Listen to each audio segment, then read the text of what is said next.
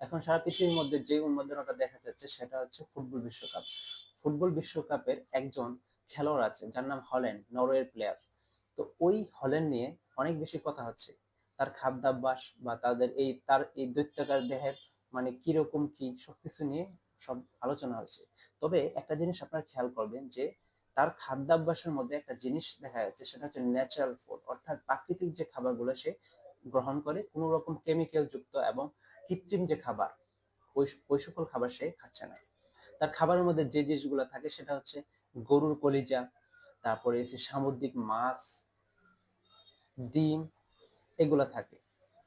অর্থাৎ natural food, এক কথায় বললে যে সকল প্রসেস ফুড আছে সে কোনোভাবে গ্রহণ করে না।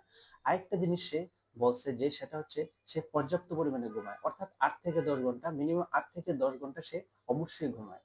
অর্থাৎ তার শরীরের গঠন এবং শরীর নিরোগ রাখার ক্ষেত্রে এবং সুস্থ থাকার ক্ষেত্রে এই সকল খাবার, এই সকল লাইফস্টাইল তাকে অনেক বেশি ভালো একটা শরীর এবং নিরোগ শরীর গড়তে সাহায্য করেছে।